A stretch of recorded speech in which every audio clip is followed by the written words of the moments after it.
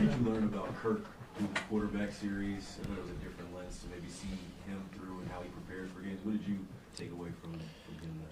Yeah, I mean, the mental side of it, I mean, obviously, he's able to really dissect defenses, get the ball to the right spot. You can tell that they put a lot on him to be able to check at the line of scrimmage, which I thought was really cool to see. And then physically, man, I mean, he took a beating last year, but he just came back every time and stood in there and made throws. And so he's a guy that you can tell loves football and loves going out there and competing every single week. Through 4 games, you're scrambling just a lot more. As you kind of look back at I guess, quarter-ish through the season, what do you think generally has led to some of that? Yeah, I'd probably just say more coverage. Haven't had a lot of pressure yet. I mean, obviously probably get some more this week. And so they're playing a lot more coverage, dropping deep into coverages, and so it's open lanes for me to scramble. That's something that I've always done, just usually happens later in the season more than early. So just trying to do whatever I can to go out there and win. You were talking about your speed after the game the other night. Or Josh Allen, Jalen Hurts, one of the running quarterbacks, and say, I wish I had that kind of, I wish I could run like that guy. Yeah, I mean, I think everybody does. But I think what makes the dude so great is I can throw the football too. And so I just got to be able to throw the football, and then whenever the opportunity comes, just get enough yards to keep the chains moving. But you've been really efficient running in those kinds of situations, doing what needs to be done. What goes into that? Like, how do you attribute that? I think it's just being a competitor. I'm just trying to move the chains, and obviously I want to throw for it. I want to make the throws, but when the opportunity arises, just if I'm going to take it, make sure I go get the first down. And so that's just something you get to balance throughout an NFL season: run for it, and when to slide, and when to throw the football, and try to find ways to win games. What jumped out? You didn't look like yourself at times throwing football as a fan, just watching. What jumped out on the tape?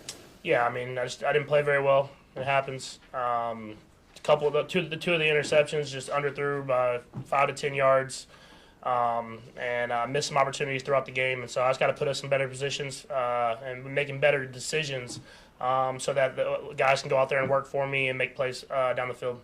Patrick, I know I've asked you this before about your connection with some of your receivers, but when you look at your starting receiver with Tony, MVS, and more, they combined 22 catches, 273 yards for the season thus far.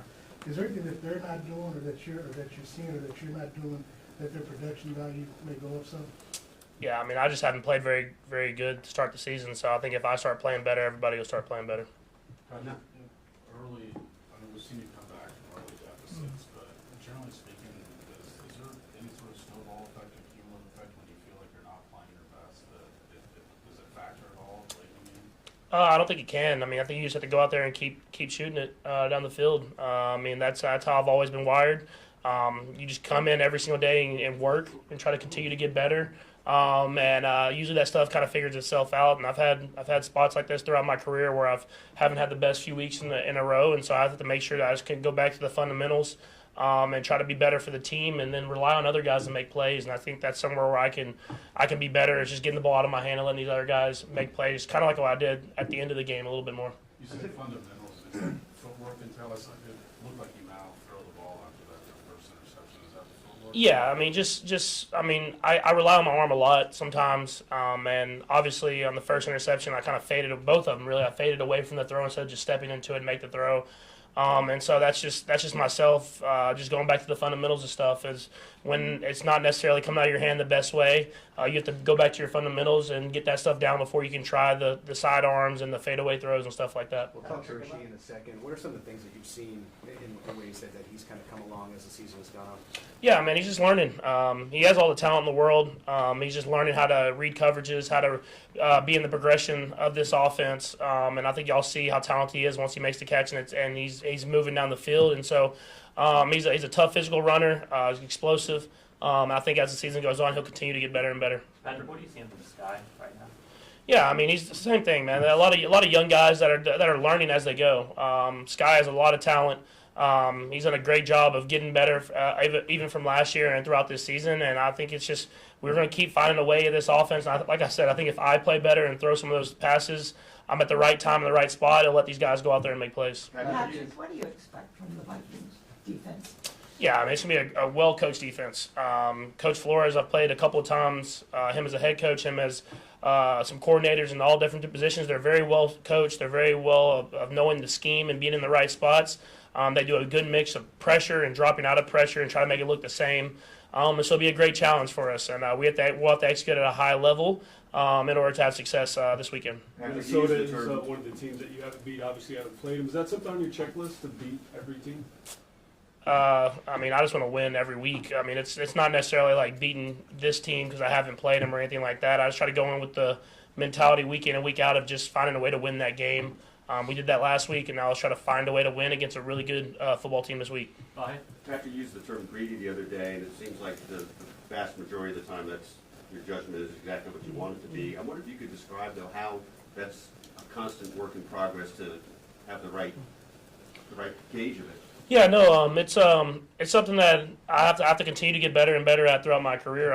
Sometimes when stuff maybe not going as well, or if I want to kind of get that deep shot going, I'll try to force it. Whereas there's just times where I got to just throw the ball away or take the check down, and it goes against my nature. But it's something that you have to do at this quarterback position in order to have success. And obviously, I made 2 throws in the game where I got really 3 throws. You count the one MVS on the 3rd and long that I really got greedy and try to throw it down the field. Instead of just taking the underneath stuff. And so that's just stuff that I have to manage because I want to still have that aggressive nature, but at the same time take what's there. And it's still just something your whole career you'll have to kind of keep recalibrating, and is that how it works? Yeah, I think that a lot of the great quarterbacks, you saw Tom even last year, he was throwing the ball down the field. You want to attack down the field because it makes defenses have to account for that. And you never want to be stuck throwing the check downs underneath every single time because that's when you can really condense the offense. And we take pride of being able to stretch it vertically and horizontally. And so that'll be something that I'll manage throughout my career. We'll go Todd, Saran, and then Steve to close it out. Pat, I was hoping you could speak to 2 things. One, I know you appreciate elite guys, so just Justin Jefferson, how good is he? And then if you could just, I know that you guys announced the partnership with Boys and Girls Club today. If you could speak to that. Yeah, no. First off, Justin Jefferson. He's great. I think it's talent, being able to recognize coverages, and I think what people really don't understand is how physical he is catching the football. If you watch the games, man, he'll go up there and get it. He'll put his body on the line. You can tell he loves competing. He loves winning. And so I think that's what makes a lot of great players in this league, and that's why he's had so much success so early in his career. And then the partnership with Boys and Girls Club. It's something where I remember practicing basketball, Boys and Girls Clubs growing up, and how fun that was, and how many great experiences I got to meet people and opportunities I got to play sports that I loved. And so I thought it was a great idea whenever they brought it to me to be able to partner with the Boys and Girls Clubs in the Kansas and Missouri, Lubbock, Texas, Tyler, Texas, White House, Texas, all the areas that I grew up in, and try to give those same opportunities to kids. And I think that fit perfectly with my 15 and Mahomes Foundation. Patrick, a couple sidebars. I know on the field, I think you said you're not really interested in the records. They asked you about the 200 touchdown. But you moved one in front of Alex Smith. I'm curious if he called you, if you knew that he was at 199 and that passed him. I did not know that. He didn't call me, but no, that was, I love Alex, man, so maybe I'll text him now, I guess, now that I know. And then, listen, I'm not second guessing. We know why you slid down to end the game and everything, but does anybody come up to you, like betting fans really took note of that? That would have put the cover together, so I'm curious, do people call you? Do people buzz you? And say, I think anyone that has my phone number knows better than call me about something like that. Steve?